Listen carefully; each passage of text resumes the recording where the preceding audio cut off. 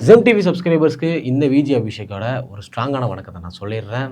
இன்றைக்கி நம்ம எதை பற்றி பேச போகிறோம் அப்படின்னா, காலைல இந்த நியூஸ் பார்த்த உடனேயே எனக்கு ஒரு மாதிரி கஷ்டமாயிருச்சு அப்படின்னு சொல்லலாம். ஒரு உயிரிழப்பு. அவங்க இறந்ததுக்கான ஒரே ரீசன் என்ன அப்படின்னா, அதாவது நம்ம தமிழகத்தில் பிறந்த ஒரே ஒரு தப்பு மட்டும் தான் அவங்க பண்ணது. அதிகாரத்தில் இருக்கக்கூடிய அதிகாரிகள் அலட்சியமாக இருக்கிறதுனால இப்போ ஒரு உயிரே போயிருக்கு. இதுக்கு அவங்க எப்படி ஒரு சரி கட்ட போகிறாங்க அப்படின்றது தெரில. ஆனால் இந்த ஒரு பிரச்சனையால் வழக்கமாக இந்த மாதிரி உயிரிழப்பு நடந்துக்கிட்டு தான் இருக்குது.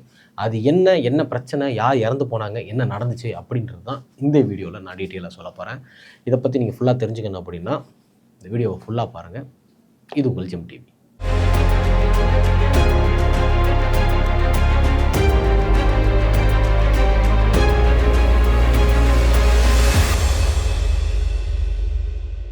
இப்போ நம்ம தமிழகத்தில் மழைக்காலம்ன்றது ஆரம்பிச்சிருச்சு. தமிழகத்துக்கு 2 டைப்ஸ் ஆஃப் ரெயின்ஸ், அதாவது 2 வகையான மழை வரும். ஒன்று என்ன அப்படின்னா தென்மேற்கு பருவமழை அப்படின்னு சொல்லுவோம், இன்னொன்று வடமேற்கு பருவமழை அப்படின்னு சொல்லுவோம். இந்த தென்மேற்கு பருவமழை அப்படின்னா என்ன அப்படின்னா கேரளா சைட்லேருந்து வர மலைகள், அதாவது கேரளா ஒட்டி இருக்கிற மாநிலத்துக்கு, அதாவது தமிழ்நாட்டுக்குள்ள ஒரு சைடில் மட்டும், அந்த கோயம்புத்தூர் அந்த சைடில் மட்டும் அதிகமாக மழை பெய்யும். ஏன் நம்ம சென்னைக்கெலாம் வராதா அப்படின்னு பார்த்தோம் அப்படின்னா இங்கே மழை வரும், ஆனால் பெரிய லெவலில் மழை வராது. அடுத்தது வடமேற்கு பருவமழை அப்படின்னு சொன்னோம் அப்படின்னா இது நம்ம தமிழகத்துக்கு வர வேண்டிய மழை. இந்த மழையில் பார்த்தோம் அப்படின்னா இங்கே தமிழகத்தில் தான் மட்டுமே ஃபுல்லாக நிறைய மழை பெய்யும். அது மட்டும் இல்லாமல் நம்ம சென்னையை பற்றி சொல்ல போனோம் அப்படின்னா ஒரு தூறல், ஒரு சின்ன மழை பெஞ்சாலே முட்டி அளவுக்கு தண்ணி நிற்கும்ல. இதுவே இந்த வடமேற்கு பருவமழை வந்துருச்சு அப்படின்னா சிட்டியே டோட்டலாக முழுகிடும் அப்படின்னே சொல்லலாம். நம்மளாம் நீச்சல் அடித்து தான் போகணும், நீச்சல் அடித்தோ இல்லை போட்டுலையோ அப்படி தான் போகணும். 2024 வரைக்குமே இப்படி தான் இருக்குது. இதுக்கு ஒரு மாற்றமே யாருமே எனக்கு கொடுக்கல. அது எப்போ கொடுக்க போகிறாங்க அப்படின்னு தெரில. ஏன்னா இப்போ சிட்டிஸ்குள்ளே பில்டிங்ஸ் எல்லாமே நெருக்க இருக்கிறதுனால தான் இந்த பிரச்சனை இருக்குது அப்படின்னு ஒரு வகையில் சொல்லிட்டு இருக்காங்க. ஆனால் இப்போது இந்த வடமேற்கு பருவமழை வரப்போகுது. அதுக்காக கவர்மெண்ட் ஒரு முன்னெச்சரிக்கை எடுக்கணும் அப்படிங்கிறதுக்காக ஒரு செயல் ஒன்று ஆரம்பிச்சிருக்காங்க. என்ன அப்படின்னா அந்த ட்ரைனேஜ், அதாவது அந்த வடிவாய்க்கால் அப்படின்னு சொல்லுவாங்கள்ல, அந்த தண்ணி எல்லாமே தேங்கி நின்றுச்சு அப்படின்னா அந்த ட்ரைனேஜ் வழியாக கீழே போயிடும் தண்ணி எல்லாமே. இதுதான் மெயின். அந்த தண்ணி மேலே ஃபுல்லாக இருக்கிறதுக்கு அந்த வடிவாய்க்கால் இருந்துச்சு அப்படின்னா தண்ணி எல்லாமே அந்த வடிவாய்க்கால் வழியாக போயிடும். இந்த கவர்மெண்ட் என்ன சொல்லியிருக்காங்கன்னா எக்ஸ்ட்ரா வடிவாய்க்கால் நம்ம ரெடி பண்ணணும் அப்படின்னும், ஏற்கனவே இருக்கிறத நம்ம கொஞ்சம் ஆல்ட்ரு பண்ணணும், அதாவது ஏதாவது அடப்பு இருந்துச்சு அப்படின்னா அதை கிளியர் பண்ணணும் அப்படிங்கிறதுக்காக இப்போ ஒரு மாநகராட்சிக்கு உட்பட்ட எல்லா ஏரியாலையுமே இந்த செயல் நடந்துட்டு இருக்கு. நல்லாவே நடந்துட்டு இருக்கு அப்படின்னு சொல்லலாம். ஆனால் இப்போ நம்ம தமிழகத்தில் இருக்கிற ஒரு பிரச்சனை என்ன தெரியுமா, நம்ம எல்லாருமே ஒரு செயலை ஒன்று ஆரம்பித்தோம் அப்படின்னா அதை சரியாகவே முடிக்க மாட்டோம். அப்படி நம்ம முடிச்சிருந்தோம் அப்படின்னா கிட்டத்தட்ட எந்த ஒரு பிரச்சனையுமே இல்லாமல் தமிழகம் இன்னும் மேலே போயிருக்கும் அப்படின்னு தான் நான் சொல்லுவேன். ஒரு வேலையை செஞ்சோம் அப்படின்னா அந்த செஞ்ச வேலையை கரெக்டாக முடிக்கணும். எல்லாருமே இப்படி முடிக்கிறோமா? சரி, ஓகே, நம்ம யாருமே முடிக்கிறதில்ல அப்படின்னா, அதாவது ஆட்சியில் இருக்கிறவங்கன்னு சொல்ல முடியாது, அதாவது ஒரு பொசிஷனில் இருக்கிறாங்க இவங்க. அந்த பொசிஷனில் இருக்கிறப்போ அவங்களுக்கு அந்த வேலை நடக்குதுன்றப்போ நம்ம தான் அது கரெக்டாக நடக்குதா இல்லையான்றதை செக் பண்ணணும். முழுமையாக ஒரு செயலை முடிக்கணும். நான் எதை பற்றி பேசுகிறேன் அப்படின்னா அந்த வடிவாய்க்கால் அப்படின்னு சொன்னால இதை அவங்க ஆல்ட்ரு பண்ணிருக்காங்க, அது குழி தோண்டிட்டு இருக்காங்க. எல்லா இடத்துலையுமே சிட்டிக்குள்ளே எல்லா இடத்துலையுமே தோண்டிட்டு இருக்காங்க. அதை சரியாக மூடணும் அப்படின்னு தான் நான் சொல்கிறேன். ஒரு மூடாமல் இப்போ ஒரு உயிரே போயிருக்கு, இதுக்கு அவங்க எந்த அளவுக்கு ஒரு ஈடு கொடுக்க போறாங்க அப்படின்றது தெரில. ஏன்னா ஒரு செயலை செஞ்சோன்னா அது சரியா முடிக்கணும்ல, அதை முடிக்கல. ஒரு குழியை தோண்டி இருக்காங்க, அது குழியை சரியா மூடவே இல்லை. இது மாதிரி ஒரு இடத்துல மட்டும் இல்லை, சிட்டிஸ்குள்ள ஏகப்பட்ட இடத்துல இருக்கு, ஏகப்பட்ட ஆக்சிடென்ட்ஸ் இதனால நடக்குது. இதை யார் பார்க்க போறா, யார் இதை பத்தி பேச போறா அப்படின்றது டோட்டலாவே தெரியவே தெரியல.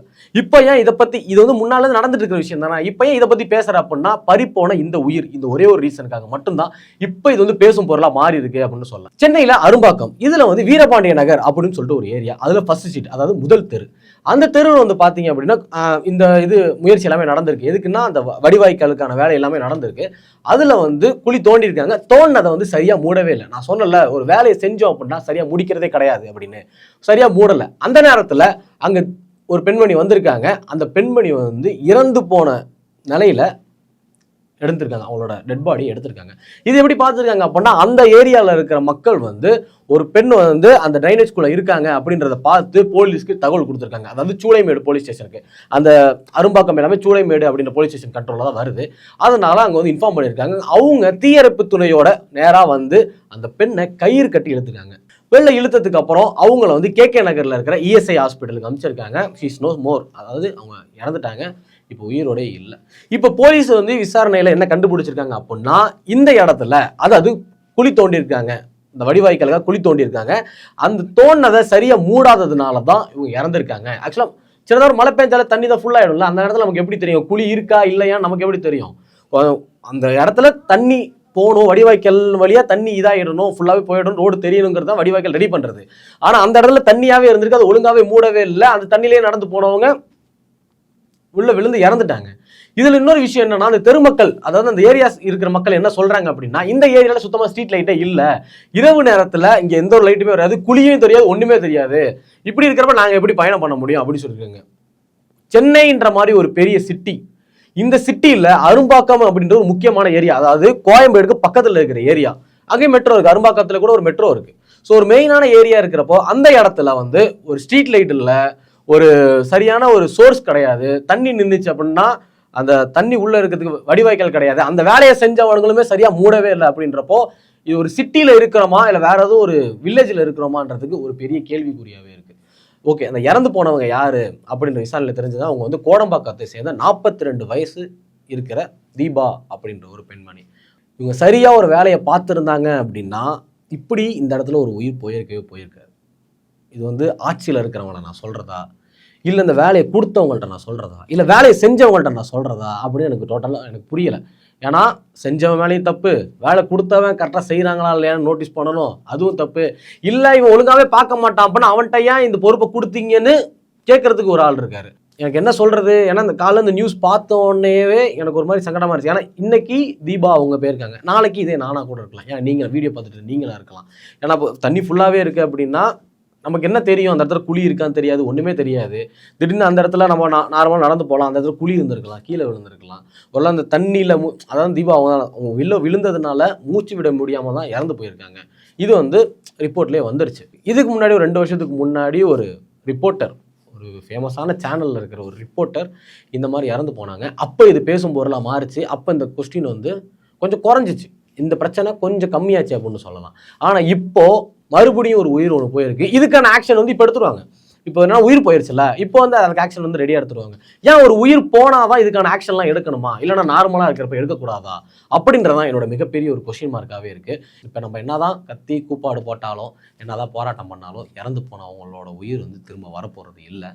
ஆனால் ஒன்றே ஒன்று மட்டும்தான் நம்ம கேட்குற ஒரு கேள்வி, நம்ம பண்ணுற ஒரு செயலால் அடுத்த வர ஒரு உயிரை வந்து காப்பாற்றலாம். இதுதான் நான் அதில் சொல்ல வந்தது. இந்த இஷ்யூவை பற்றி நான் பேசணும்னு நினச்சது எல்லாமே இதுதான். ஏன்னா இப்போ எல்லாருமே சேஃபாக இருந்துக்கோங்க. ஏன்னா இப்போது அந்த ரைனிங் சீசன் வேறு ஸ்டார்ட் ஆக போகுது. அதுக்கப்புறம் எங்கே குழி இருக்கும், எங்கே பள்ளம் இருக்கும், எங்கே மேடு இருக்குன்றது டோட்டலாகவே தெரியாது. பை ரோடு நம்ம ட்ராவல் பண்ணுறோம் அப்படின்னா எல்லாருமே சேஃபாக இருந்துக்கோங்க. அவ்வளோதான். இந்த பிரச்சனைக்கு என்ன சொல்யூஷன் சொல்லலாம், என்ன தீர்வு காணலாம் அப்படின்றத மறக்காமல் நம்ம கமெண்ட் செக்ஷனில் கமெண்ட் பண்ணிட்டு போங்க. இத்தோட இந்த கண்டென்ட் நான் முடிச்சுக்கிறேன். நான் உங்கள் விஜய் அபிஷேக். இது நம்ம ஜெம் டிவி.